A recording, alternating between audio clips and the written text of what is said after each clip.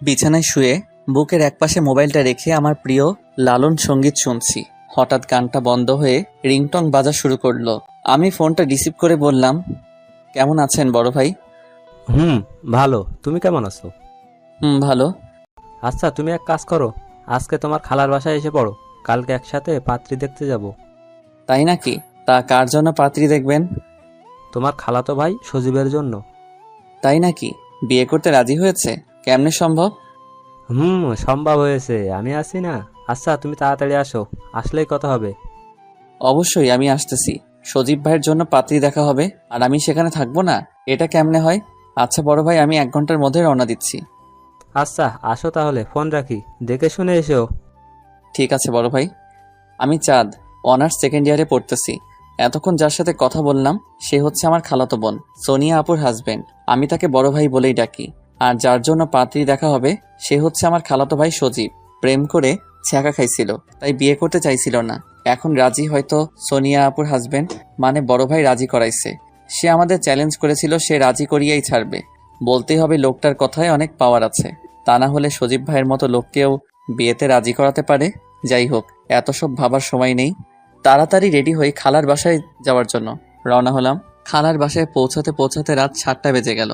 রাত অনেক মনে হচ্ছে, কিন্তু সময় দেখে মনে হচ্ছে রাত কেবল শুরু হলো। খালা খালুর সাথে কথা বলে সজীব ভাই রুমে গেলাম।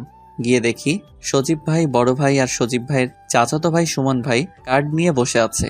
আমাকে দেখা মাত্রই বড় ভাই বলল, কাপড় চেঞ্জ করে তাড়াতাড়ি ফ্রেশ হয়ে আসো। কেন বড় ভাই, কি হয়েছে? এত তাড়াতাড়ি কেন? আরে কিছুই হয়নি, 29 খেলবো, দেখো না কার্ড নিয়ে বসে আছি। ও আচ্ছা, আমি এখনই আসছি। আমি নতুন 29 খেলা শিখছি, বড় ভাই শিখাইছে, তাই খেলাটার প্রতি আমার একটু বেশি আগ্রহ। তাড়াতাড়ি ফ্রেশ হয়ে আসার পরেই সজীব ভাই একটা খাবারের প্লেট আমার হাতে ধরিয়ে বলল, নে তাড়াতাড়ি খেয়ে নে। আমি বললাম না, এখন খাবো না। কিন্তু বড় ভাই বলল, খেয়ে নাও, আজকে প্রায় সারা রাত 29 খেলবো, পরে আবার খাওয়ার সময় পাবে না। তাই তাড়াতাড়ি খেয়ে খেলা শুরু করলাম। রাত 12টা বাজে। আমার ঘুম ঘুম আসছে, তার উপর আবার কার্ড ভালো পড়তেছে না। আর কার্ড ভালো না পড়লে আমার এমনি খেলতে ইচ্ছে হয় না। তাই বললাম, রাত অনেক হয়েছে, আর খেলবো না। সজীব ভাইও সায় দিল। তারপর বড় ভাই বলল, ঠিক আছে, ঘুমিয়ে পড়ো তাহলে। সকালে সজীব ভাইয়ের ডাকে ঘুম থেকে উঠলাম। কিরে, তুই যাবি না? যাবো তো। তাহলে রেডি হোস না কেন? তাড়াতাড়ি ফ্রেশ হয়ে কিছু খেয়ে রেডি হ। এরই মাঝে বড় ভাই এসে বলল, না, তুমি এত অলস, আগে জানতাম না। 15 মিনিট অপেক্ষা করেন, আমি গোসল করে খেয়ে রেডি হচ্ছি। 15 মিনিটের জায়গায় 30 মিনিট লাগলো আমার রেডি হতে। এত তাড়াতাড়ি কেউ রেডি হতে পারে? তাড়াতাড়ি করতে গিয়ে পরে বুঝতে পারলাম প্যান্ট পরছি কিন্তু বেল্ট পরি নাই, যার ফলে একটু পরপর প্যান্টের সাথে আমাকে যুদ্ধ করতে হচ্ছে। 1 ঘন্টা পর সিএনজি থেকে নেমে প্যান্টটা একটু উপর দিকে টান দিয়ে উঠিয়ে পাত্রীর বাড়ি গেলাম। খাওয়া দাওয়ার পর্ব শেষ করে পাত্রী দেখার পর্ব শুরু করলাম। পাত্রীর ঘুমটা সরানোর পরে দেখলাম অসম্ভব সুন্দর পাত্রী। আমাদের সকলের পাত্রী পছন্দ হয়েছে। মুরব্বীর আগেই দেখা দেখি কাজ শেষ করেছে। আমরা 3 জনই বাদ ছিলাম, তাই আজকে দেখে নিলাম। চাঁদ, পাত্রী কেমন দেখলে? ভাই আমার হেব্বি পছন্দ হয়েছে। সজীব ভাই যদি বিয়ে না করে তাহলে আমি বিয়ে করব। কিন্তু তোমার সেই চান্স নাই। সজীবেরও পছন্দ হয়েছে, আর বিয়েটাও ফাইনাল করা হবে। তবে তোমার জন্য সুখবর আছে। তা ভাই, সুখবরটা কি? শুনলে না, তোমার ভাবির একটা ছোট বোন আছে, ওইটা তো তোমার জন্য। শুনলাম তো, কিন্তু দেখলাম না তো। যদি ভাবির মতো সুন্দর না হয়? দেখবা কেমন। মেয়েটি টাঙ্গাইল কুমুদিনী কলেজে ছাত্রী নিবাসে থাকে। তার টেস্ট পরীক্ষা চলতেছে, তাই আসতে পারেনি। আর তোমার ভাবি যেহেতু সুন্দর, তার ছোট বোনও সুন্দর হবে। এটা আপনার ভুল ধারণা। যদি বড় মেয়েটি মায়ের মতো আর ছোট মেয়েটি বাবার মতো হয় তাহলে কেমন হবে? তুমিও দেখছি দার্শনিকদের মতো যুক্তি দেখাচ্ছ। আচ্ছা যাই হোক, এটা পরে দেখা যাবে। আপনি ঠিক বলেছেন, ওইটা পরে দেখা যাবে। তার কিছুদিন পরে সজীব ভাইয়ের বিয়ের দিন তারিখ পড়ল। অবশেষে আসলো সেই মহেন্দ্রক্ষণ সময়। বিয়ের বরযাত্রী হিসেবে রওনা দিচ্ছি। সজীব ভাইয়ের মূল টার্গেট ভাবিরে আনা, আর আমার মূল টার্গেট ভাবির বোনকে দেখা। এসব ভাবতেছি আর একা একাই হাসতেছি। অবশেষে বিয়ে বাড়িতে এসে পড়লাম। বাহ, কি সুন্দর করে বিয়ের গেট সাজিয়েছে। গেটের কাছে সব সুন্দরী মেয়েরা দাঁড়িয়ে আছে। আসলে ময়দা মাখানোর যুগ তো, তাছাড়া বিউটি পার্লারের সহযোগিতায় সব মেয়েদের নায়িকা নায়িকা লাগে। হঠাৎ করে এই নায়িকাদের মাঝে অসম্ভব সুন্দরী এক পরী এসে বলতেছে, এই 10,000 টাকার 1 পয়সাও কম কেউ গেট ছাড়বি না। আমি তো সুন্দরী ওই পরীটাকে দেখাই ব্যস্ত। এরই মধ্যে বড় ভাই আমাকে ফিসফিসিয়ে বলল, এদেরকে সামলাও তো দেখি, কি রকম বুদ্ধি তোমার। আমি বড় ভাইকে বললাম, আচ্ছা ঠিক আছে দেখেন তাহলে। আচ্ছা আপনাদের কত টাকা দিতে হবে? পরীটি বলতে লাগলো। কেন শুনতে পাননি? 10,000 টাকা। আমি মনে মনে ভাবতে লাগলাম, এ তো আস্ত এক ডাকাতনি। পরীর দেশে ডাকাতি করে, এখন মানব সাম্রাজ্যে এসে ডাকাতি করতে যাচ্ছে। আমি বললাম, কিছু কম নেওয়া যায় না? পরীটি বলল, না, 1 টাকাও কম নেওয়া যাবে না। তাহলে আর কি করার, একটা 50 টাকার বান্ডিল পরীর হাতে দিয়ে দিলাম। বাহ কি নরম হাত রে। ইচ্ছে ছিল আর কিছুক্ষণ ধরে রাখি, কিন্তু সব ইচ্ছাই পূরণ করতে নেই, তাই হাতটি ছেড়ে দিয়ে বললাম, এখন গেট ছাড়েন।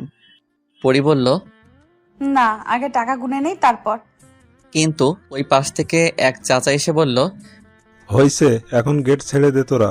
মেহমানরা অনেক পথ পাড়ি দিয়ে আইছে, ওনাদেরকে একটু বিশ্রাম নিতে দে। এই মাত্র 5,000 টাকা দিচ্ছে, এটা হবে না। এভাবে মৃদু আন্দোলন শুরু হলো, কিন্তু ততক্ষণে আমরা বাড়ির ভিতরে এসে পড়েছি। আমি আবার পরীটার কাছে গিয়ে বললাম, এভাবে আন্দোলন করলে হবে না তো, 1952 সালের আন্দোলনের মতো করতে হবে। 5-7 জনকে মরতে হবে। ও সরি, এখানে মরা যাবে না, তো প্রেমে পড়া যাবে, তাই প্রেমে পড়তে হবে, তবেই তো আপনাদের আন্দোলন সফলতা পাবে। এই বলে আমি চলে আসলাম। পিছনে তাকিয়ে দেখি আমার দিকে তাকিয়ে আছে, আর রাগে শুধু কটমট করতেছে। পারলে আমাকে আস্ত গিলে ফেলবে। আমি মনে মনে ভাবতে লাগলাম, যাক, বিয়ে বাড়িতে ভালোই মজা করা যাবে। তবে পরীটি যদি ভাবির বোন হতো তাহলে আরো মজা করা যাবে। খাওয়া দাওয়ার পর্ব শেষ করে অনেকক্ষণ যাবৎ বসে আছি, তবুও ভাবির বোনকে দেখা হলো না। অবশেষে বড় ভাইকে বললাম, চলেন বড় ভাই, ভাবিকে একটু দেখে আসি, আর এর সাথে ভাবির বোনদের সাথেও পরিচিত হয়ে আসি। ও, তোমার তো আবার ভাবির বোনকে দেখা অতি জরুরি, তাই না? আচ্ছা চলো, যাই দেখি পরিচিত হওয়া যায় কিনা। আপনি যে কি বলেন না। ভাবিকে দেখতে গেলাম, সেখানেও যে পরীকে দেখা যাচ্ছে। আমরা যাওয়া মাত্রই পরীটি বলে উঠল, এখানে আপনারা কেন? না, এমনি আসলাম আপনাদের সাথে দেখা করতে, আর তাছাড়া আপনাদের সাথে পরিচিত হতে আসছি। ও তাই বুঝি। আমি সজীব ভাইয়ের একমাত্র খালাতো ভাই, আর উনি হচ্ছে আমার আর সজীব ভাইয়ের একমাত্র দোলা ভাই। ও আমি নীলা, আপনাদের ভাবির একমাত্র বোন, আর এরা হচ্ছে আমাদের পিচ্চি চাচাতো বোন। আমার মন তো খুশিতে লুঙ্গি ড্যান্স দিতেছে, কিন্তু তা প্রকাশ না করে ভাবির কয়েকটা পিক তুললাম। ইচ্ছে ছিল ভাবির বোনেরও পিক তুলবো, কিন্তু ভাবির বোন খুবই শেয়ানা, ভাবির সাথে দাঁড়ালো না, আর আমার পিক তোলাও হলো না। তারপর ওখান থেকে বিদায় নিয়ে আমরা চলে এলাম, এবং বড় ভাই দেখি বলতেছে, কি বলছিলাম না, তোমার ভাবির বোন তোমার ভাবির থেকে সুন্দর হবে, কি তাই হলো তো? তা তো হলো, কিন্তু বড় ভাই মেয়েটির সাথে আমি প্রেম করতে চাই, এবং অবশেষে বিয়েও করতে চাই। আপনি কিন্তু হেল্প করবেন। তা তো করা যাবে, কিন্তু মেয়েটা যদি কারোর সাথে প্রেম করে, সুন্দরী মেয়ে তো বলা যায় না। তাই তো ভাই, এটা তো আমি ভাবিনি। তবে যাই বলো, মেয়েটিকে দেখে মনে হয় না প্রেম করে। তাছাড়া আমার মন বলছে মেয়েটি প্রেম করে না। তাই যেন হয় বড় ভাই, আপনার কথা যেন বরাবরের মতো সত্যি হয়। অবশেষে বিয়ে পড়ানো শেষ হওয়ার পর ভাবিকে নিয়ে চলে যাওয়ার সময় ভাবি আর ভাবির বোনের কান্না দেখে আমার চোখেও প্রায় পানি এসে পড়েছিল। তাই এক প্রকার বাধ্য হয়ে বড় ভাইকে বললাম, বড় ভাই, ভাবিকে সজীব ভাই নিয়ে যাচ্ছে, আমি না হয় ভাবির বোন সাথীকে নিয়ে যাই। আরে এত ব্যস্ত হয়েছো কেন? বললাম না তোমার ব্যবস্থা করব, আমি আসি না, বিশ্বাস রাখো আমার উপর। তা তো রাখছি। কথাটি বলে গাড়িতে উঠলাম। আস্তে আস্তে সবাই গাড়িতে উঠলো। আমি গাড়ি থেকে নীরাকে দেখতে থাকলাম। তার অশ্রুসিক্ত চোখগুলো গাড়ি ছেড়ে দিছে, আস্তে আস্তে চলে যাচ্ছে। এক পর্যায়ে নীলাকে আর দেখা যাচ্ছে না, তাই সামনের দিকে ঘুরে বসলাম আর ভাবতে লাগলাম কিভাবে নীলার সম্পর্কে বিস্তারিত জানতে পারি। হঠাৎ ভাবির কথা মনে হলো। একমাত্র ভাবির কাছে সব জানতে পারবো, কিন্তু ভাবিকে কথাটি বলবো কিভাবে? একটা উপায় বের করতে হবে, আর সকালেই ভাবির সাথে ফ্রি হতে হবে।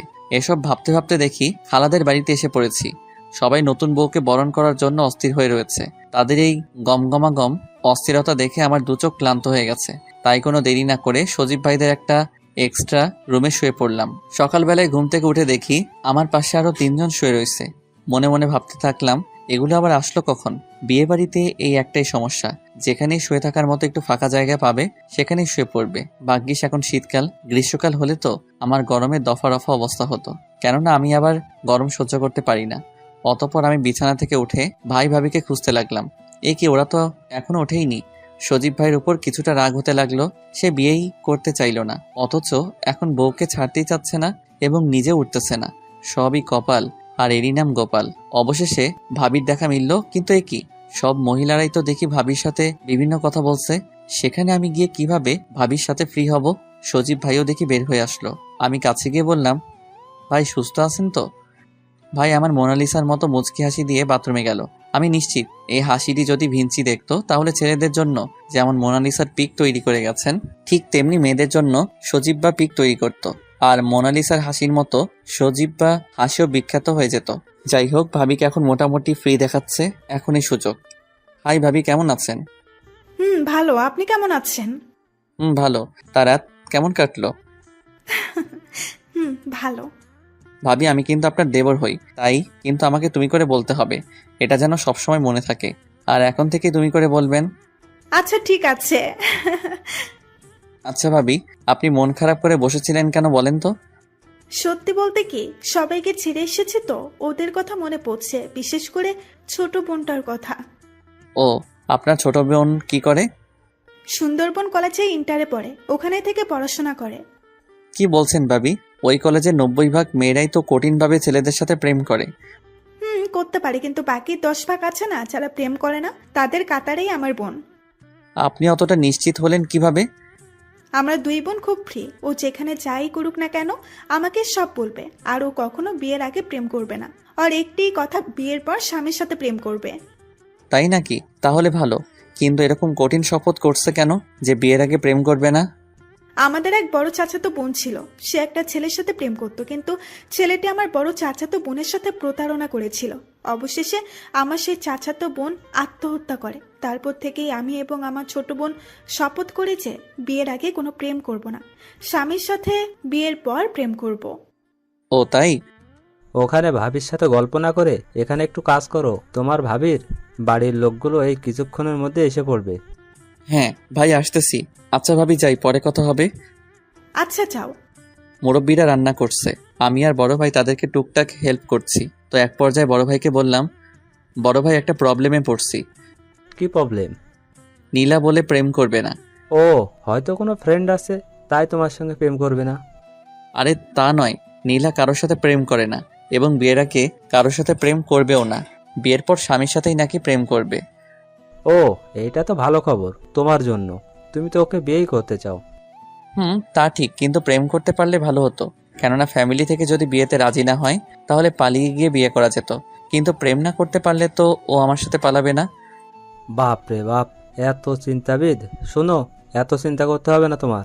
তুমি শুধু নীলার সাথে বন্ধুত্ব তৈরি করবে, আর বাকিটুকু আমি দেখে নিব। আচ্ছা ঠিক আছে, আপনার আশায় থাকবো। কেননা বর্তমানে তো কোনো কিছুই মামা, খালু, দোলা ভাই ছাড়া সম্ভব নয়।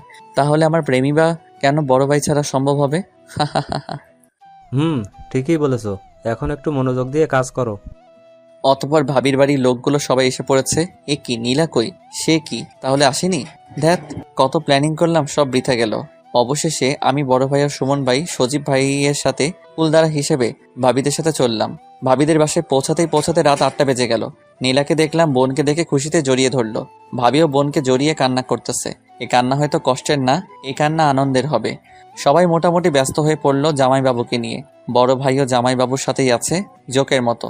কেননা অনেকে জামাইবাবুকে বিপদে ফেলতে পারে, আর সেই বিপদটা তো বড় ভাইকে সামলাতে হবে। নীলাকে অনেকটা একা দেখতে পেলাম, তাই কাছে গিয়ে বললাম, কেমন আছেন? ভালো। আপনি কেমন আছেন? ভালো। আপনি আমাদের আনতে গেলেন না কেন? আপনারা কি আমাকে যেতে বলছেন? আমাদেরও তো আপনি আসতে বলেননি, তাও আমরা দুবার আসলাম। সত্যি বলতে কি, আমি যেতাম, কিন্তু আমার ছোট চাচাতো বোন আছে না, ওরাও আমার সাথে যেতে চাচ্ছিল। এই শীতের মাঝে ওদের নিয়ে যাওয়া অনেকটা ভেজাল মনে হলো, তাই আর কি যাওয়া হয়নি। তো অসুবিধা নেই, অন্য একদিন যাব। তারপর কে যেন নীলা বলে ডাক দিল আর চলে গেল। আর আমাকে বলে গেল পরে কথা হবে। সকালবেলা ঘুম থেকে উঠে দেখি নীলা একা একা মোবাইলে কি যেন দেখছে আর হাসছে। আমার মনে কৌতূহল জাগলো, তাই কাছে গিয়ে বললাম, আজকে আপনাকে অনেক খুশি মনে হচ্ছে, কারণটা জানতে পারি? কারণটা হচ্ছে এই ভিডিও, ধরেন দেখেন। আমি মোবাইলটা হাতে নিয়ে তো অবাক। আরে এটা তো যেদিন পাত্রী দেখতে আসছিলাম সেদিনকার ভিডিও। আমি কয়েকবার প্যান্ট নিয়ে টানাটানি করছি, সেটাও দেখি ভিডিও হয়েছে। সকাল সকাল এরকম ভাবে প্রিয়তমার সামনে আমার ইজ্জতের ফালুদা হবে, এটা তো কল্পনাও করতে পারিনি। আচ্ছা, এই ভিডিওটা হলো কিভাবে? আমার পিচ্চি চাচাতো বোনকে ভিডিও করতে বলেছিলাম, কেননা আমি আসতে পারিনি বলে, তাই। আমি কি বলবো কিছু বুঝতে পারছি না। ঠিক তখনই বড় ভাই ডাক দিল আমাকে, তাই আমি বললাম, আচ্ছা এখন আমি আসি, পরে কথা হবে। তারপর আর কথা হয়নি। চোখে চোখ পড়লে মুচকি হাসি দিচ্ছে শুধু। এই হাসি যে আমাকে ওই ভিডিওর কথা মনে করিয়ে দেয়, আর আমি নিজেকে নিজেই গালি দিচ্ছি। কেন যে সেদিন তাড়াতাড়ি করতে গিয়ে বেল্ট ছাড়া প্যান্ট পরেছিলাম, আর তার খেসারত এখন আমার এরকম ভাবে দিতে হচ্ছে। দুপুরের খাবারের পর বসে আছি, হঠাৎ নীলা এসে বলতেছে, বেয়াই পান খাবেন নাকি? আমি তো অবাক। নীলা এই প্রথম আমাকে বিয়াই বলল এবং পান খাওয়ার অফার দিল। কোনোদিন পান না খাওয়া সত্ত্বেও অফারটিতে রাজি হয়ে বললাম, আপনি যদি বানায় আয়না দেন তাহলে খাবো। বিয়ানের পান বলে কথা। তাই বুঝি বিয়ানের হাতের পান খাওয়ার এত ইচ্ছা? ইচ্ছাটা তো ছিলই, তাছাড়া আপনি নিজে যেহেতু খাওয়াতে যাচ্ছেন, তাই আপনার হাতের পান খেতে মনটা প্রবল বেগ ধারণ করেছে। ও তাই, তাহলে আমিও প্রবল বেগে আপনার জন্য একটা ঝাক্কাস পান নিয়ে আসি। কথাটি বলেই চলে গেল, আর আমি ভাবতে থাকলাম মেয়েটি গিরগিটির মতো ক্ষণে ক্ষণে রং পাল্টায়। প্রথমে দেখে মনে হচ্ছিল যে মেয়েটি একটু চঞ্চলা হবে, কিন্তু পরে মেয়েটিকে আবার দেখে এবং ভাবির কথা শুনে মনে হলো না, মেয়েটি একটু শান্ত প্রকৃতির। আবার আজকের আচরণ দেখে মনে হচ্ছে চঞ্চল টাইপেরই হবে মেয়েটি। আমাকে একটু সতর্ক থাকতে হবে। মেয়েটির মতলবটা কি, আমাকে আজ পান খাওয়াতে চাচ্ছে, এসব ভাবতেছি। আর এরই মাঝে দেখি নীলা পান নিয়ে এসে পড়েছে। এই ধরেন পান। পানটা হাতে নিয়ে দেখলাম কি কি দিছে। না, সব ঠিক আছে, জর্দা, চুন, সুপারি সবই আছে। তাই পানটি মুখে পড়ে দিলাম। কিছুক্ষণ চিবানোর পর আমার কাছে মনে হচ্ছে সবকিছু যেন ঘুরতেছে। এ কি, নীলাও যেন আমার চারিপাশ দিয়ে ঘুরতেছে। তারপর কি হয়েছে বলতে পারবো না। যখন চোখ খুলে তাকালাম, দেখলাম ভাবি মাথায় পানি ঢালছে। সজীব ভাই এবং বড় ভাই আমাকে ধরে রাখছে। ভাবির আব্বা আম্মা পানি আনতেছে। আর নীলাকে দেখলাম আমার সামনে বরাবর কিছুটা চিন্তাগ্রস্ত হয়ে আমার দিকে তাকিয়ে আছে। আমি ওঠার জন্য চেষ্টা করলাম। ভাবি বলল, দাঁড়াও, মাথাটা মুছে দেই। মাথা মুছে দিয়ে একটা চেয়ারের কাছে নিয়ে বলল, এখানে বসে একটু রেস্ট নাও। আমি বসতেছিলাম, তখনই দেখলাম নীলা শয়তানি এক হাসি দিয়ে ওখান থেকে চলে গেল। আমি ভাবতে লাগলাম ভাবি এত ভালো, আর ভাবির বোন এত দুষ্টু কেন? অবশ্যই দুষ্টু মেয়েরাই সহজে পটে যায়। তবে এভাবে চলতে থাকলে আমার দৃঢ় বিশ্বাস বিয়ের আগেই নীলার সাথে প্রেম করতে পারবো। এসব চিন্তা করছি, আর এরই মাঝে বড় ভাই আমার সামনে চেয়ারে বসলো। কি ব্যাপার, নীলার হাতের পান খেয়েই অজ্ঞান হয়ে গেলে? চুমু খাইলে তো তোমারে খুঁজাই পাওয়া যাইতো না। আরে বড় ভাই, আপনিও মজা নিচ্ছেন? আমি তো এর আগে কখনো পান খাইনি। তাছাড়া জর্দাটা একটু বেশি দিয়েছিল। ভেবেছিলাম কিছু হবে না, কিন্তু আমার ভাবনাটা মিথ্যে হয়ে গেল, আর আমি পড়ে গেলাম। বুঝতে পারছি। তো শোনো, প্রেম করতে গেলে এরকম ছোট ছোট কষ্ট করতেই হয়, আর তাছাড়াও অনেক কিছু স্যাক্রিফাইস করতে হবে, বুঝছো? বুঝতে পারলাম। আমরা কথা বলতেছিলাম, আর এরই মাঝে দেখি নীলা সজীব ভাইকে নিয়ে এসে আমাদেরকে বলছে, চলেন আপনাদেরকে আমাদের গ্রামটা একটু ঘুরিয়ে দেখাই। বড় ভাই বলল, খারাপ হবে না, চলো গ্রামটা একটু ঘুরে আসি। গ্রামের ভিতরে রাস্তা দিয়ে হাঁটতেছি। রাস্তাটির দুপাশে সারি সারি লাগানো গাছ, আর দুপাশে অনেক বিস্তৃত এলাকা জুড়ে হলুদ সরিষা ফুলের সমারোহ রাস্তাটির সৌন্দর্য আরও বৃদ্ধি করেছে। এরকম মনোমুগ্ধকর পরিবেশ পছন্দের মানুষের সাথে উপভোগ করার সুযোগ পেয়ে মনটা খুশিতে বাকবাকুম করতেছে। বড় ভাই বলে উঠল, চলো সরিষা খেতে কয়েকটা ফটো তোলা যাক। আমিও তার কথায় সায় দিলাম। আমরা একসাথে সেলফি তুলতে চাইলাম, কিন্তু নীলা আসলো না। আমি আমাদের তিনজনের কয়েকটি ফটো তুললাম। অনেক আশা নিয়ে নীলাকে বললাম, আপনি একাই দাঁড়ান, আপনার একটা ফটো তুলি। আসলে আমি ফটো তুলি না, এমনকি কেউ যদি ফটো তুলতে বলে তাহলেও আমার অ্যালার্জি হয়। কথাটি শুনিয়া সজীব ভাই এবং বড় ভাই উভয়ই অট্ট হাসিতে মেতে উঠল। আমি বোকার মতো নীলার দিকে চেয়ে রইলাম। অবশেষে নিজেকে সামলিয়ে বললাম, তাই নাকি? তাহলে ফটো তোলার দরকার নাই। আমি মনে মনে নিজেকে নিজেই গালি দিচ্ছি, কেন যে ফটো তুলতে চাইলাম, আর নিজে নিজেই অপমানিত হলাম। যাই হোক, এই মেয়েকে কিছু বললে অনেক ভেবেচিন্তে বলতে হবে। সবাই এই সুন্দর প্রকৃতিকে উপভোগ করতেছে, শুধু আমি ব্যতীত। কেননা মনে যদি শান্তি না থাকে, তাহলে স্বর্গে গিয়েও সুখ পাওয়া যায় না। অবশেষে সবাই চলে আসলাম। আমি রাতে শুয়ে শুয়ে ভাবতেছি কালকে তো চলে যাব, কিন্তু এখনো পর্যন্ত ভালোভাবে কথাই হলো না। তাহলে কবে মোবাইল নম্বর বা ফেসবুক অ্যাকাউন্ট নাম্বার নিব, আর কবেই বা প্রেম করব? সেই চিন্তায় আমার ঘুম আসতেছে না। কালকে সাহস করে মোবাইল নাম্বার চাবো নাকি? নিজেকে নিজেই প্রশ্ন করলাম। না, ফটো তুলতে গিয়ে একবার অপমানিত হয়েছি, আবার নাম্বার চাইতে গিয়ে যদি আবার অপমানিত হই। আর তাছাড়া সব ক্ষেত্রে শুধু সাহস দেখালেই সফলতা পাওয়া যায় না, বুদ্ধিরও প্রয়োজন হয়। এসব ভাবতে ভাবতে কখন যে ঘুমিয়ে পড়ছি জানি না। সকালে ঘুম থেকে উঠে বাইরে বের হয়ে দেখি সবাই কাজে ব্যস্ত। নীলাও দেখি অনেক কাজ করতেছে। মনে মনে ভাবলাম আজকে তো নীলার সাথে কথাই বলা যাবে না, তাই উদাস মনে চেয়ারে বসে আছি। কিছুক্ষণ পর পিছন থেকে কে যেন বলল, বেআই এর কি মন খারাপ? আমি পিছন দিকে তাকিয়ে দেখি নীলা। তারপর বললাম, না এমনি কেন যেন ভালো লাগতেছে না। ও আচ্ছা, আমি যাই, আমার অনেক কাজ করতে হবে।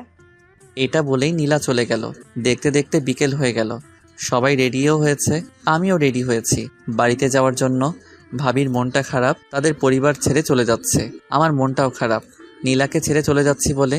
নীলা আমার কাছে এসে বলল, বেআই আবার আসবেন কিন্তু।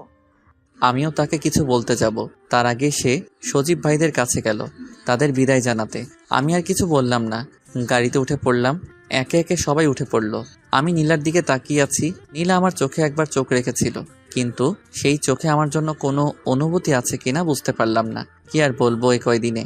আমি যা বুঝলাম মেয়েটি আসলে অনেক রহস্যময়ী। কেননা একবার মনে হয় মেয়েটি আমার সাথে কথা বলতে ইচ্ছুক, এই কারণে নিজে থেকে অনেক সময় আমার সাথে কথা বলেছে। আবার মনে হয় আমার সাথে কথা বলতে তার কোনো আগ্রহ নেই। ধ্যাত, আমি মনে হয় ব্যর্থ হলাম। হতাশ মন নিয়ে সজীব ভাইদের বাড়ি পৌঁছালাম।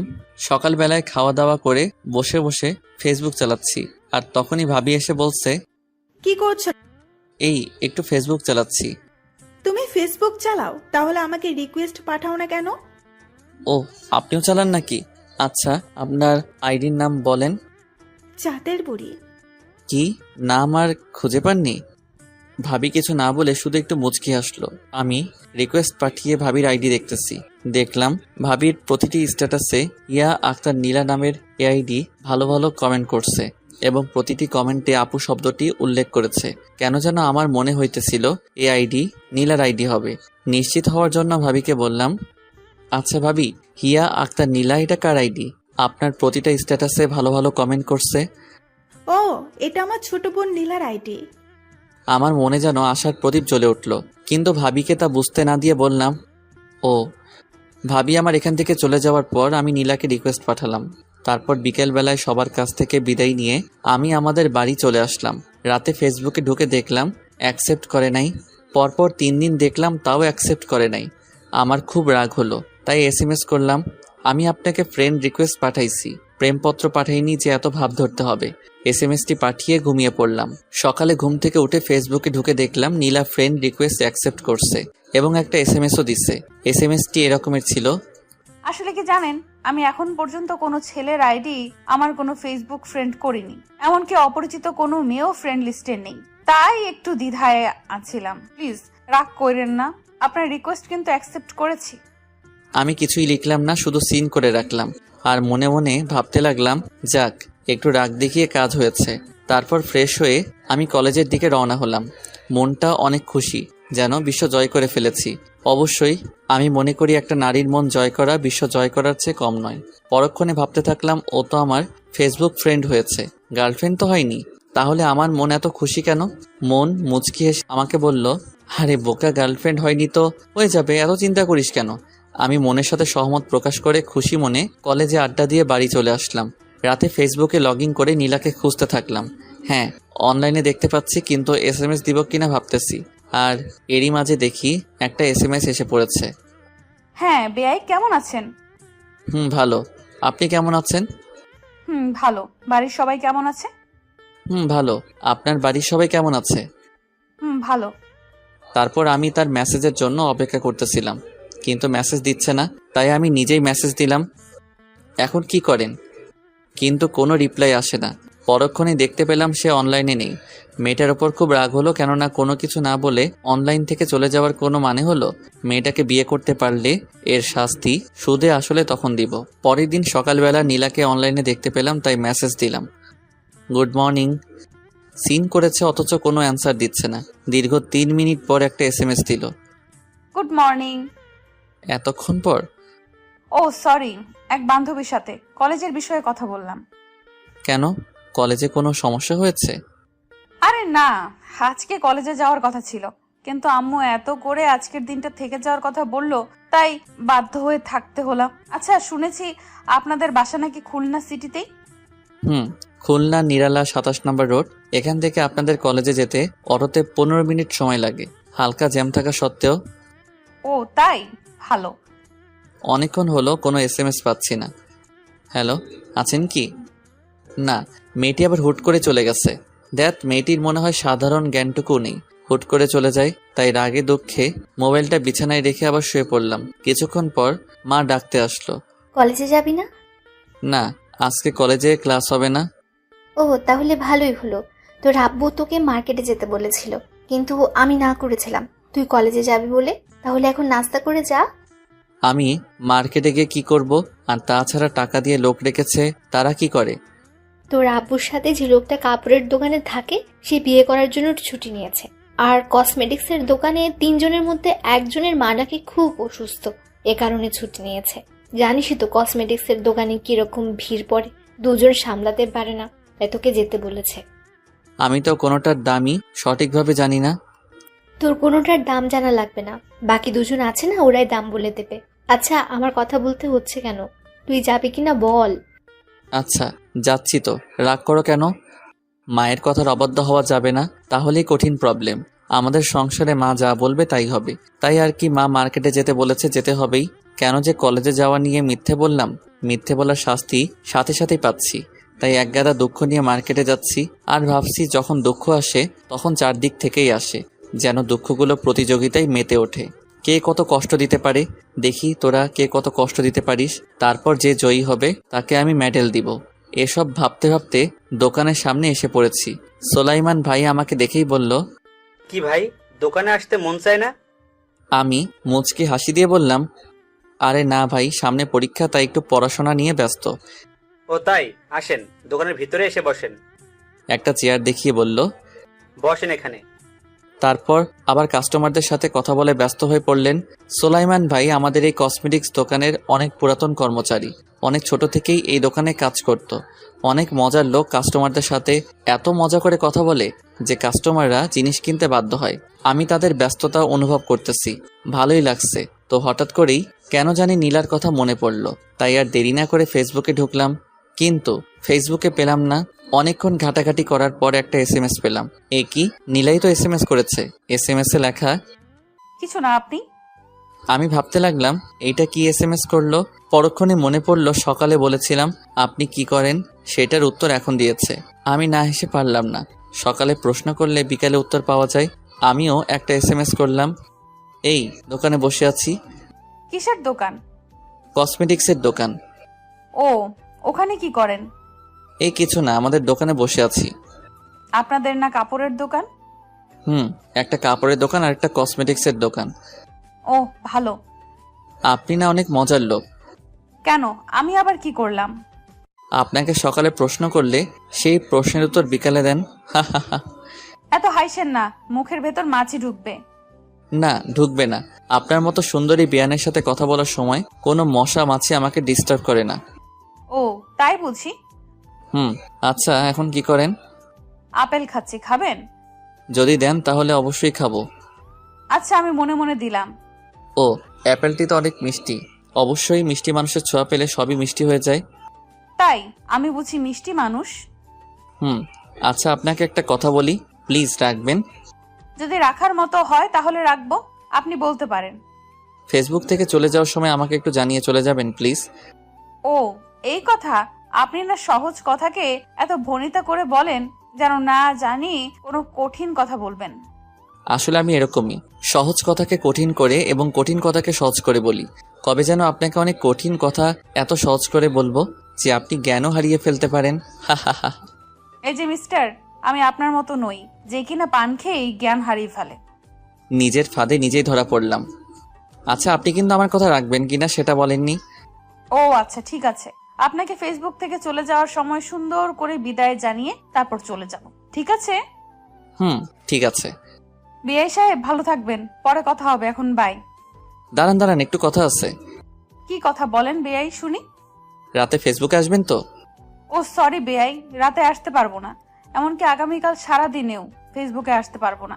একেবারে আগামীকাল রাতে ফেসবুকে আসবো। কেন এত লম্বা বিদায় কেন? আগামীকাল কলেজের হোস্টেলে উঠবো, তো রাতে সব গুছিয়ে রাখতে হবে। এবং আজকে রাত জাগা যাবে না, কেননা সকালে উঠতে হবে। আর সকালে রওনা দিলে দুপুরে হোস্টেলে পৌঁছাতে পারবো।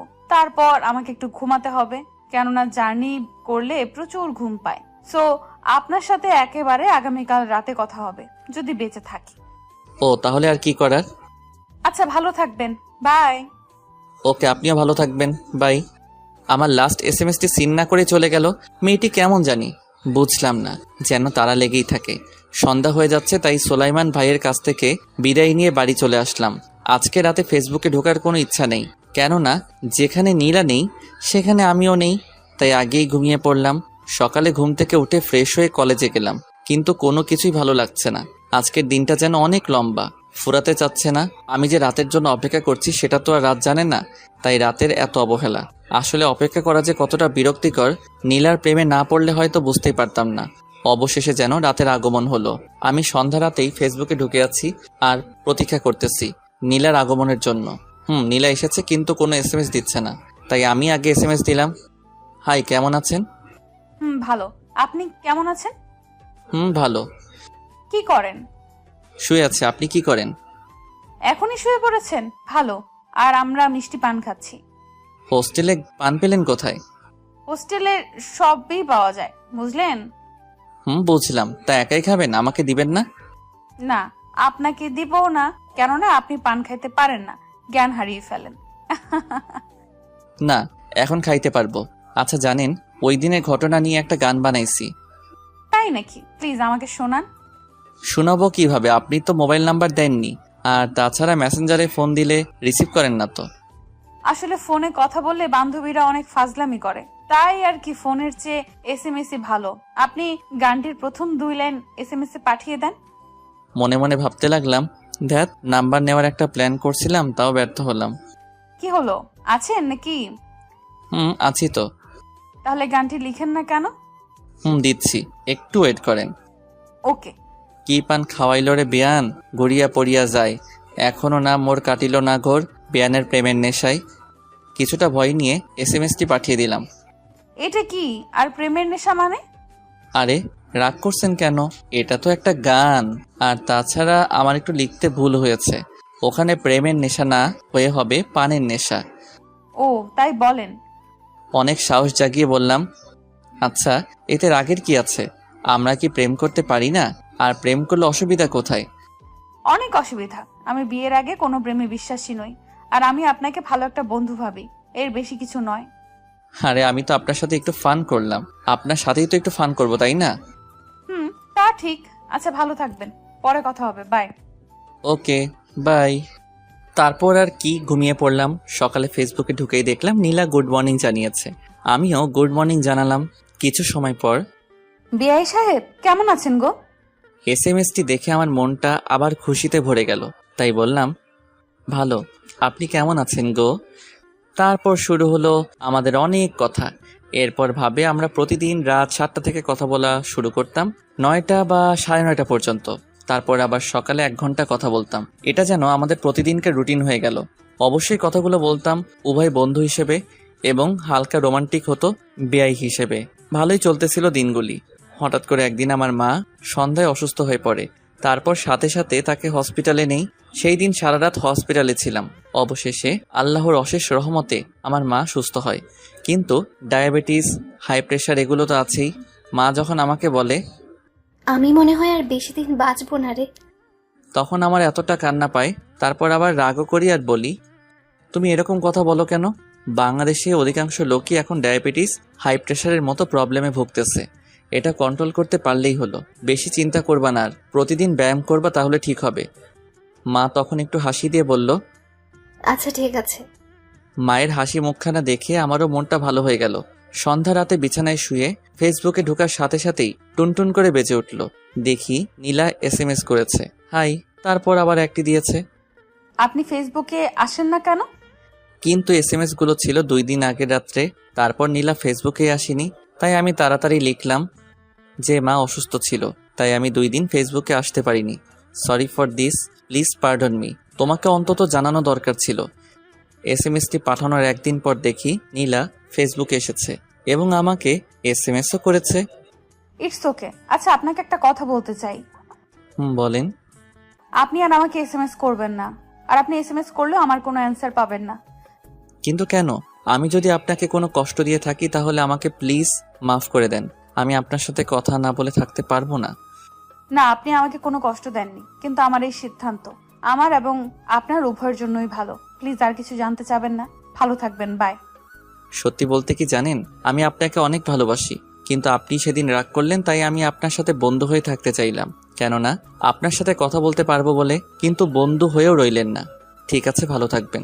লোকে একটা কথা বলে, মদ খা, গাঁজা খা, তবু প্রেম করিস না। কথাটি আমার জন্য উপদেশমূলক ছিল, কিন্তু আমি তা পালন করতে পারিনি।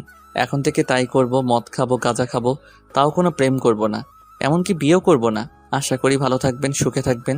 আমি আর কোনোদিন আপনাকে এসএমএস করব না। এসএমএসটি পাঠিয়ে ফেসবুক আইডিটি ডিঅ্যাক্টিভেট করে দিলাম। এমনকি ফেসবুক, ইন্টারনেটের মতো সফটওয়্যার ছিল সব ডিলিট করে দিলাম। একটা ঘুমের ওষুধ খেয়ে ঘুমিয়ে পড়লাম। ভালোই ঘুম হয়েছিল। 11টা পর্যন্ত ঘুমিয়েছিলাম। মা অনেকবার ডাকতে এসেছিল। আমি ঘুম থেকে ওঠার পর মা এক প্রকার দৌড়ে চলে আসলো। কি হয়েছে বাপ তোর? না, কিছুই হয়নি। তাহলে এতক্ষণ ঘুমিয়েছিলি? আগে তো কখনো এত ঘুম আসনি। এমনি রাত জেগে পড়েছি, তাই উঠতে দেরি হয়েছে। তারপর মা আর কিছু বলল না। ফ্রেশ হয়ে বন্ধুদের সাথে আড্ডা দিতে গেলাম। ওদের সাথে আড্ডা দিতে গিয়েছি বলে ওরা অনেকটাই অবাক, কেননা ওদের সাথে অনেক দিন ধরে আড্ডা দেই না। ওদের মাঝে যাওয়ার পর দেখলাম এক বন্ধু সিগারেট খাচ্ছে। আমি বললাম, সিগারেটটা দে তো। সবাই অবাক। সিগারেট হাতে নিয়ে একটা টান দেওয়ার প্রস্তুতি নিচ্ছি। এ কি, সবাই দেখে আমার দিকে অনেক আশ্চর্য হয়ে তাকিয়ে আছে। জাতিসংঘ যদি ওদের দেখতে পারতো তাহলে পৃথিবীতে প্রথম আশ্চর্যজনক জিনিস হিসেবে আমি উপাধি পেতাম। যাই হোক, সিগারেটটা প্রথম টান দেওয়ার সাথে সাথে কাশতে কাশতে বুকের ব্যথা শুরু হলো। মনের ব্যথা দূর করতে গিয়ে আমি তো বুকের ব্যথা বাড়িয়ে ফেললাম। ওরা সবাই জানতে চাইলো আমার কি হয়েছে। সব কথা খুলে বললাম। আর কি ওদেরকে বললাম, দোস্ত, সিগারেটে আমার দুঃখ যাবে না, মদের ব্যবস্থা কর। ওরা অনেকেই অনেক উপদেশ দিতে চাইলো, কিন্তু আমার এক কথা, মদ খাবো। অবশেষে ওরা রাজি হলো, কিন্তু সন্ধ্যায়। তাই সারা দিন ওদের সাথে আড্ডা দিয়ে সন্ধ্যায় মিন্টুর চায়ের দোকানে গেলাম। ওখানে গোপনে মদ বিক্রি করে, তাই ওখান থেকে আমার এক বন্ধু গোপনে মদ কিনে নিয়ে আসলো। আরেক বন্ধু কয়েকটা স্পিড নিয়ে আসলো। সবই হলো। এখন খাবো কোথায় সেটা চিন্তা করতে থাকলাম। তখন এক বন্ধু বলল, আমার বাসা আজকে খালি আছে, কিন্তু শুধুমাত্র আমার দাদু আছে। এইটা শুনে আমরা সবাই একসাথে বললাম, তোর দাদু তো কানেই শুনে না। সবাই হাসতে হাসতে ওদের বাসার দিকে রওনা হলাম। সবাই ফ্লোরে গোল হয়ে বসে আছি, মাঝখানে মদের বোতল আর স্পিড। আমি বললাম, স্পিড আনছিস কেন? এক বন্ধু বলল, তুই তো নতুন, সরাসরি মদ খেতে পারবি না, তাই স্পিডের সাথে মিশিয়ে খেতে হবে। আমি এমনি খেতে পারবো। তাই মদের বোতল থেকে কিছু অংশ কাপে ঢেলে মুখের কাছে নিতেই কেমন যেন গন্ধ আসলো। আমি ভাবতে লাগলাম, মানুষ কেন এগুলো খায়? পরক্ষণেই মনে হলো আমার দুঃখ দূর করতে হবে, তাই দেরি না করে পুরোটাই মুখে দিয়ে গিলে ফেললাম। এ কি, আমার গলার ভিতর দিয়ে যেন আগুন যাচ্ছে। আমি কিছুক্ষণ নিথর হয়ে রইলাম, তারপর সাহস করে বললাম, দে, আবার খাবো। ওরা কাপে কিছুটা মদ ঢেলে সাথে স্পিডও দিল। কাপটা হাতে নিলাম, দেখি হাত কাঁপতেছে। তারপরে মুখে নিয়ে খেয়ে ফেললাম। এক বন্ধু বলল, এই রে, কাম সারছে, টক আনা হয়নি। রাফি যদি মাতলামি করে তাহলে টক খাওয়াতে হবে। আরেক বন্ধু বলল, তাহলে বসে আছিস কেন? যা নিয়ে আয়। আরে আমার কাছে টাকা নাই তো, সবার টাকা দিয়েই তো মদ আর স্পিড কেনা হলো। রাফি, তোর কাছে টাকা আছে? আমি পকেটে হাত দিয়ে টাকা বের করে দিলাম। আরে কি করছিস? এটা তো মোবাইল দিলি। ও দাঁড়া। আবার আরেক পকেটে হাত দিয়ে বললাম, এখন নেই। তারপরও চলে গেল। আমার আরেক বন্ধু বলল, এই, তোর মোবাইলে তোর আব্বু 35 বার কল দিয়েছে, তোর আম্মু 40 বার কল দিয়েছে, বড় ভাই দিয়ে সেভ করা নাম্বারটি 7 বার কল দিয়েছে, আর ধর এখন আন্নার নাম্বার দিয়ে কে যেন কল করছে। ও আচ্ছা, দে। রিসিভ করতে গিয়ে কেটে দিয়েছি। তারপর আবার কল করলো। এবার রিসিভ করার সাথে সাথে অপর পাশ থেকে বলা শুরু করলো, হ্যালো, আমি নীলা। আপনি এখন কোথায় আছেন? এখনো বাসায় যাননি কেন? আমিও নেই নাই। হ্যালো হ্যালো আপনি কি মদ খাচ্ছেন? হ্যালো হ্যালো ও একটু কাজে ব্যস্ত, আপনি পরে ফোন দেন। কিন্তু তোরা সবাই নাচছিস কেন? হা, দৌড়াচ্ছিস কেন? ধর, এই নে, এটা টক, খা, ভালো লাগবে। তোরা খা। না, তোর খাওয়া প্রয়োজন। এটা কি দিলি রে, এত মিষ্টি কেন? দোস্ত, 10টা বাজে চলে যেতে হবে। তোর মাতলামি ঠিক হয়েছে? কই মাতলামি করলাম, এখন যাই রে। একা যেতে পারবি তো? পারবো বলেই চলে আসলাম। বাসায় আসার পর দেখলাম দরজা খোলা, মা আব্বা উভয় বসে আছে। আমি কাউকে কিছু না বলে আমার রুমে ঢুকে শুয়ে পড়লাম। তবে অনেক আশ্চর্য হলাম, কেউ কিছু বলল না। অনেক ঘুম পাচ্ছে, তাই ঘুমিয়ে পড়লাম। সকালে ঘুম থেকে উঠে আরো আশ্চর্য হলাম আব্বা বাসায় আছে, কেননা আমি সহজে আব্বাকে সকালে বাসায় দেখি না। মা এসে বলে গেল তাড়াতাড়ি ফ্রেশ হয়ে নিতে। আমি কিছু বললাম না। ফ্রেশ হয়ে এসে খাবার খাওয়ার পর মা বলল, তাড়াতাড়ি রেডি হ। রেডি হব কেন? কোথায় যাবে? এত কথা বলিস কেন? রেডি হতে বলেছিস, রেডি হ। আমরা যেখানে যাব সেখানে যাবি। আচ্ছা ঠিক আছে, তোমরা যেখানে যাবে আমিও যাব, তবু রাগ করো না। আমি আব্বু এবং মা যাচ্ছি। কোথায় যাচ্ছি তা জানি না। রাস্তাটি কেমন পরিচিত লাগছে। ও হ্যাঁ, এটা তো নীলার গ্রামের রাস্তা। আচ্ছা, ওখানে যাচ্ছি না তো? নিজেকে নিজেই প্রশ্ন করলাম। কি জানি, কিচ্ছু বুঝতেছি না, সব গরমিল লাগছে। আচ্ছা, আমি যে নীলাকে ভালোবাসি সেটা কি মা আব্বু জেনে গেছে? আর জানলো কিভাবে? ধরলাম তারা যেভাবেই হোক জেনেছে, কিন্তু সেখানে যাচ্ছে কেন? কোনো অঘটন ঘটনা ঘটেনি তো? না, তা হবে কেন? আমি তো নীলাকে কষ্ট দেইনি, বরং নীলাই আমাকে কষ্ট দিয়েছে। দেখ কি সব আবল তাবল কথা চিন্তা করতেছি। হয়তো অন্য কোনো জায়গায় বা অন্য কোনো কাজে আমাকে তারা নিয়ে যাচ্ছে। যেটাই হোক, এসব চিন্তা বাদ দেই, তা না হলে আবার মাথা ব্যথা শুরু হবে। অবশেষে আমরা নীলার বাড়ির সামনেই নামলাম। আমি অনেকটা অবাক এবং কিছু রাগী হয়ে মাকে প্রশ্ন করলাম, আচ্ছা মা, তোমরা কোথায় যাচ্ছ? কি করছো আমাকে একটু বলবে? শুনতে চাস? তাহলে শোন, তোর বিয়ে ঠিক করতে এসেছি। কি? আমার বিয়ে ঠিক করতে এসেছো আর আমি জানি না? আমি বিয়ে করব না। তুই আমার সাথে রাগ দেখাস? তোর বিয়ে ঠিক করতে এসেছিলাম, কিন্তু না, আজকে বিয়ে করে বউ নিয়ে বাড়ি যাব। মা, তুমি কি পাগল হয়েছো? কি বলছো এসব? আমি তোমার একমাত্র ছেলে, আমাকে এরকম জঘন্যভাবে বিয়ে করাবে? চুপ, আর একটা কথা বলবি না। আব্বু আমার কানের কাছে মুখ এনে ফিসফিসিয়ে বলল, তোর মা যা বলছে তাই শোন, তা না হলে যত রাগ দেখাবি ততই প্রবলেমে পড়বি। তুই তো জানিসই তোর মায়ের রাগের সময় চুপ করে থাকাই ভালো। তাই আমি আর কিছু না বলে চুপ করে রইলাম। মা আব্বু নীলার বাড়িতে প্রবেশ করলো, আমিও পিছন পিছন চললাম। এ কি, সজীব ভাই, ভাবি, বড় ভাই সবাই এখানে উপস্থিত। খাবারের পর্ব শেষ করে বিয়ের বিষয় নিয়ে সবাই আলোচনায় বসলো, তাই আমি বারান্দায় চলে আসলাম। বারান্দা থেকে তাদের কথাগুলো শোনার চেষ্টা করলাম। বিআই সাহেব, আমরা আজকে এসেছিলাম বিয়ের দিন তারিখ ঠিক করতে, তাই না? তাই তো বলছিলেন। কিন্তু আমরা চাচ্ছি বিয়ে আজই হবে, এবং এই সিদ্ধান্তটি এখানে আসা মাত্রই নিলাম। কিন্তু বিয়ের কোনো কিছুই তো কেনা হয়নি, তাই বলছিলাম কি 2-1 দিন পরে হলেই ভালো হয়। আরে অসুবিধা নেই, আমি আমাদের দোকানের কর্মচারী সোলাইমানকে মেয়ে ও ছেলের বিয়ের সকল জিনিসপত্র নিয়ে আসতে বলেছি। ওরা তো বাড়ি চিনবে না, তাই ওরা আপনাদের বাজারে এসে থাকবে। সজীব আবার ওদের চিনে, ও বাজার থেকে ওদেরকে নিয়ে আসবে। এটা নিয়ে আপনার কোনো চিন্তা করতে হবে না। ছোট মেয়ের বিয়ে, আয়োজনের একটা ব্যাপার আছে না? শুনুন, প্রায় 2 মাস আগে আপনার বড় মেয়েকে বিয়ে দিয়েছেন, সেখানে অনেক খরচ করেছেন। তাই আমি চাচ্ছি এই বিয়েতে আপনার কোনো খরচ করার দরকার নেই, আপনি শুধু আপনার মেয়েটিকে দেবেন। আর তাছাড়া আমি বিয়ের সকল জিনিসপত্র নিয়ে সোলেমানকে আসতে বলেছি। প্লিজ আপনি এসব বিষয় একটু ভেবে দেখেন। আচ্ছা, আপনি যেহেতু বলছেন তাহলে আমার কোনো আপত্তি নেই। এ কথা শুনে মা আব্বু আরো অনেকেই একসাথে আলহামদুলিল্লাহ বলল। মা সজীব ভাইকে বাজারে পাঠিয়ে দিল। আমি আর কি এখানে বসে রইলাম।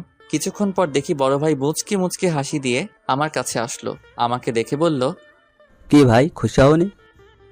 খুশি হয়েছি, তবে আমি চাচ্ছিলাম বিয়েটা অনার্স পাস করেই করব, কিন্তু তার হলো না। তাছাড়া আরও একটা ইচ্ছা ছিল, প্রেম করে বিয়ে করার। সবার সব ইচ্ছা পূরণ করা যায় না, তাছাড়া স্যাক্রিফাইস বলে একটা কথা আছে। আর তুমি জানো না, কিছু পেতে হলে কিছু দিতে হয়। তাই নীলাকে তুমি পাচ্ছ, বিনিময়ে বিয়ের আগে প্রেমটা ছেড়ে দিতে হচ্ছে। তাছাড়া তোমাদের উভয়কে পড়ালেখা করতে হবে।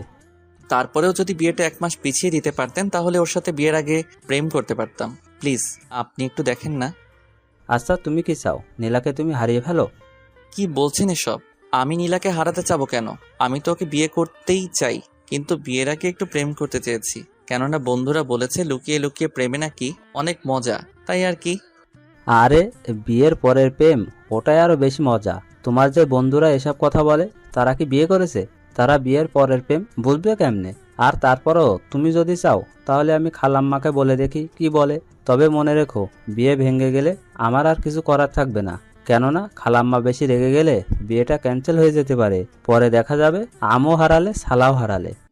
না থাক, বিয়ের পরেই প্রেম করব, তাও নীলাকে হারানো যাবে না। আচ্ছা বড় ভাই, আপনারা কিভাবে কি করলেন যে মা সহজে আমাকে এত তাড়াতাড়ি বিয়ে করাতে রাজি হয়েছে? ও তাহলে শোনো এই রহস্যময় কাহিনী। তুমি নীলার সাথে ফেসবুকে লাস্ট SMS করেছিলে তুমি জীবনেও প্রেম করবে না, বিয়েও করবে না, সিগারেট খাবে, মদ খাবে, তাও প্রেম করবে না, কারণ তুমি নীলাকে ভালোবাসতে। সেটা নীলা বুঝেও না বুঝার ভান করে তোমার সাথে কথা বলা বন্ধ করতে চেয়েছিল, তাই না? আপনি জানলেন কেমনে? প্রেমের কথা গোপন রাখা যায় না। যাই হোক, ওই দিন আমি তোমার খালার বাড়ি আসছিলাম।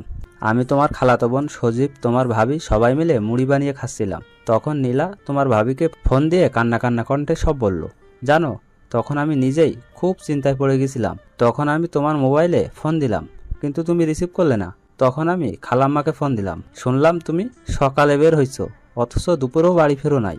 তাই আর দেরি না করে আমি, সজীব আর তোমার ভাবি তোমাদের বাড়িতে গেলাম। নীলাকেও কলেজ থেকে নিয়ে আসলাম। তোমার মাকে সব বললাম।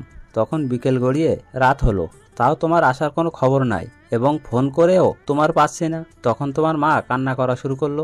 এর মধ্যে দেখি খবর পেয়ে খালুও চলে এসেছে। সবাই ফোন দিচ্ছে, কিন্তু কারোর ফোনই রিসিভ করছো না। তখন নীলা ফোন দিল, তাও রিসিভ করলে না, বরং কেটে দিলে।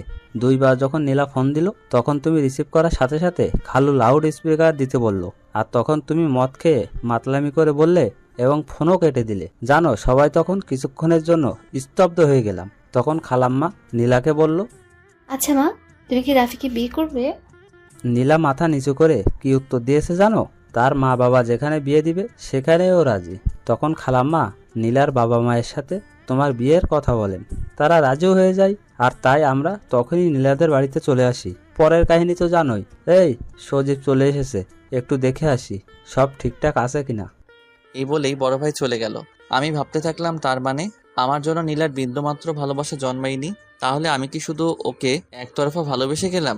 যখন নীলার সাথে আমার বিয়ের কথা শুনলাম, তখন আমি বাইরে যাই প্রকাশ করিনি। কেন ভিতরে ভিতরে অনেক খুশি ছিলাম, কিন্তু এখন কেন যে হাহাকার লাগছে। বিয়ের কাজ শেষ হয়েছে, নীলার হাত আমার হাতের উপর রয়েছে। গাড়িতে ওঠার পর আমি হাত ছেড়ে দিলাম, কিন্তু নীলা আমার হাত ছাড়েনি। আমি কিছু বললাম না, ওর দিকে তাকালামও না। আমার জন্য যার বিন্দুমাত্র ভালোবাসা নেই, তার দিকে তাকিয়ে কি হবে? রাত 11টা বাজে। বড় ভাই অনেক মজার কথাই বলল, যা আগে কখনো শুনিনি। মনটা যদি ভালো থাকতো তাহলে তার কথাগুলো উপভোগ করতে পারতাম। মন ভালো নেই, তাই তার কোনো কথাই আমার কাছে উপভোগ করার মতো হয়নি। বাসর ঘরে ঢোকার পর দেখতে পেলাম নীলা খাটের মাঝে বসে আছে। হ্যাঁ, এরকমই তো থাকার কথা। আমাকে দেখা মাত্রই সালাম দিল।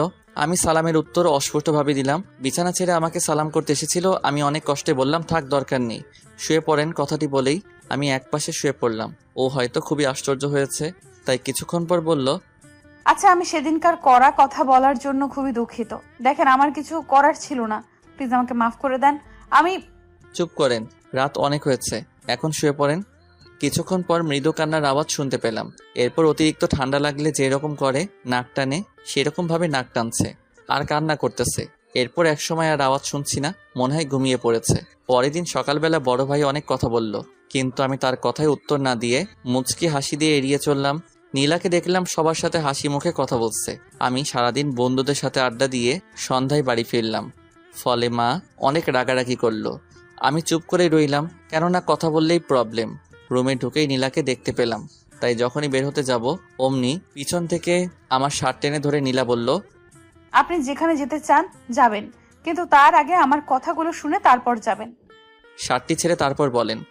শার্টটি ছেড়ে তারপর বলা শুরু করলো, জানেন, আমার খুব ইচ্ছে ছিল বিয়ের পরে স্বামীর সাথে প্রেম করব, স্বামীকে অনেক ভালোবাসবো।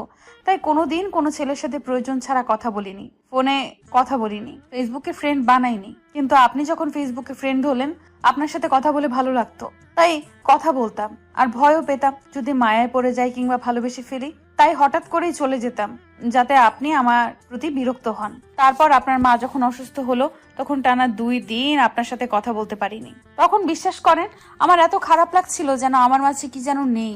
আপনাকে অনেক মিস করতে লাগলাম। আর তখনই বুঝতে পারলাম আমি আমার অজানাই আপনাকে ভালোবেসে ফেলেছি।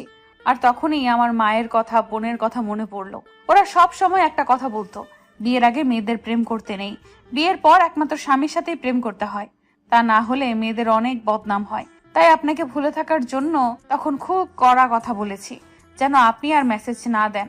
আর এটা যদি আমার অপরাধ হয়ে থাকে, তাহলে আপনি আমাকে যে কোনো শাস্তি দিতে পারেন, আমি কিছুই বলবো না। কথাগুলো বলে নীলা চোখের পানি মুছেই রুম থেকে চলে যাচ্ছিল।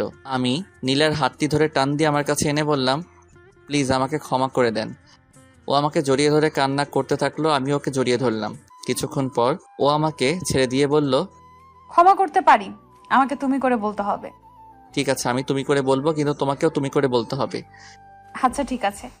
নীলা শোনো, বাসরাতটি তো আমাদের রাগ অভিমানে কেটেছে, কিছুই করতে পারিনি, তাই আজকে আমাদের বাসরাত হবে, কি বলো? যা দুষ্টু কোথাকার। সকালে শুয়ে আছি, নীলা আমাকে ডাক দিয়ে তার ভেজা চুলগুলো ছেড়ে দিয়ে ড্রেসিং টেবিলের সামনে বসে কপালে একটি টিপ দিয়ে সাজতেছে।